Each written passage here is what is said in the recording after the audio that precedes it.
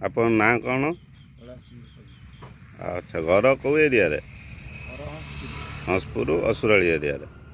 ଆଉ ଇଏ ଭେଣ୍ଡି କେମିତି କ'ଣ ବ୍ୟବହାର କରୁଛନ୍ତି ଭେଷ୍ଟିଜ୍ର ପ୍ରଡ଼କ୍ଟ?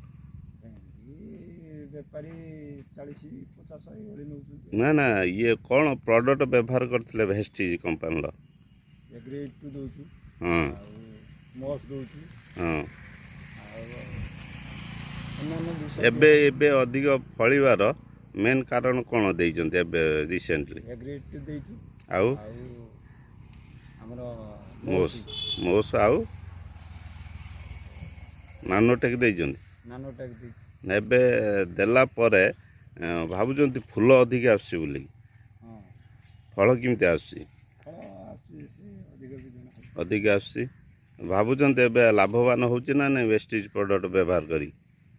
ନା, ଲାଭବାନ ହେଉଛି। ହେଉଛି। ଆଉ ଚାଷୀମାନଙ୍କୁ କ'ଣ କହିବେ? ପ୍ରଡକ୍ସନ୍ ଅଧିକା ହେଉଛି ବୋଲି ଆମେ କହିବୁ। କହିବେ ବ୍ୟବହାର କରିବା ଦରକାର ନା ନାହିଁ? ହଁ, କରିବା ଦରକାର। ହଉ, ଏଇ ଯେଉଁ ଭେଣ୍ଡି ତୁଳିଛନ୍ତି ଇଏ କେତେ ହେବ ଭାବୁଛନ୍ତି? ଆଉ ଓଜନ ଅଧିକା ହେଉଛି ଯେତିକି ଭେଣ୍ଡି ଭାବୁଥିଲେ? ଯେତିକି ଭେଣ୍ଡି ଧରିଛି ବୋଧେ 500 ହେଇଯିବ। 500 ଉପରେ ହେବ ନାଇଁ କି? ଓଜନ ଅଧିକା ଆସୁଛି।